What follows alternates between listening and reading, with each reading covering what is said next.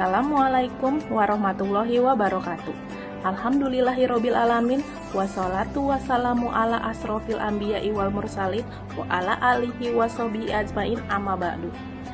Alhamdulillah ya, hari ini kita diberikan kesempatan oleh Allah Subhanahu wa Ta'ala untuk menjalani aktivitas kita. Dan Masya Allah, dari sekian hamba Allah yang beraktivitas hari ini, ternyata kalianlah yang terpilih oleh Allah untuk diringankan langkahnya ke sekolah dan dilembutkan hatinya sehingga kita bisa mempelajari sebagian dari tuntunan agama kita. Salawat serta salam semoga tetap tercurah kepada junjungan kita Nabi besar Muhammad Sallallahu Alaihi Wasallam. Anak-anakku sekalian, tentu kalian tidak asing dengan hewan ini. Mereka sering kalian lihat di halaman atau kebun rumah kalian. Ya, kupu-kupu. Kupu-kupu adalah hewan yang sangat indah dan memiliki sayap yang berwarna-warni dengan motif yang sangat indah pula.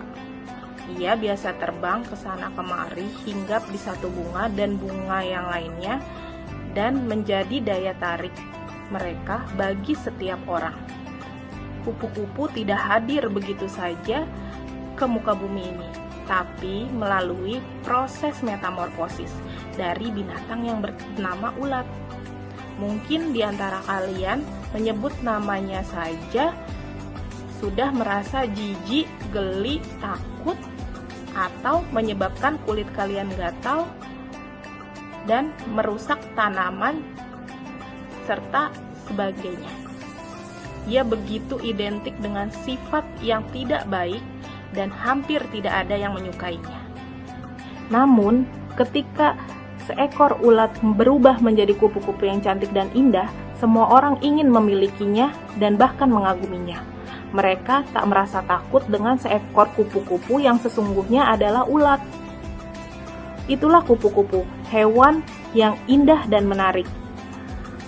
Makanannya pun tanpa kalian tahu adalah makanan dengan bahan pilihan dan selalu menjadi proses penyerbukan tanaman. Untuk menjadi kupu-kupu, ulat terlebih dahulu menjadi kepompong. Itulah sebuah proses metamorfosis yang dalam bahasa manusianya yaitu berpuasa seperti kita. Puasa menjauhkan diri dari makan dan minum, menutup dirinya dari hiruk-pikuk dunia. Ia begitu mirip dengan cara kita beritikaf, merenungkan diri dan melakukan pertaubatan, sehingga ketika keluar nanti menjadi kupu-kupu yang sangat indah dan dicintai semua orang. Juga memiliki nilai ekonomi yang tinggi. Itulah barangkali gambaran puasa Ramadan yang diharapkan oleh Allah Subhanahu wa Ta'ala terhadap orang-orang yang beriman. Kita, umat manusia yang banyak berbuat salah dan dosa, hendaknya bisa belajar dari ulat dan mengubah diri menjadi manusia yang bertakwa dan disayang Allah Subhanahu wa Ta'ala. Tipe manusia yang disayang Allah itu adalah yang pertama, orang yang berjalan di muka bumi dengan rendah hati dan tidak sombong. Apabila orang jahil menyapa, mereka mengucapkan kata-kata yang baik. Itu ada dalam Quran Surat Al-Furqan ayat 63. Demikian gambaran orang mukmin yang berpuasa senantiasa menyebarkan kelembutan dan keindahan, serta tidak berbuat keonaran dan kerusakan dimanapun dia berada. Yang kedua, mereka senantiasa mendirikan sholat 5 waktu dan sholat tahajud di malam hari sebagai wujud syukur kepada Allah Subhanahu wa Ta'ala. Dalam surat Al-Furqan ayat 63 dan 73.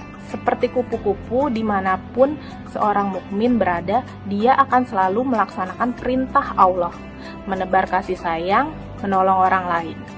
Sebab ia menyadari bahwa sesungguhnya dirinya lah seorang hamba yang juga tidak memiliki kemampuan apa-apa tanpa anugerah Allah.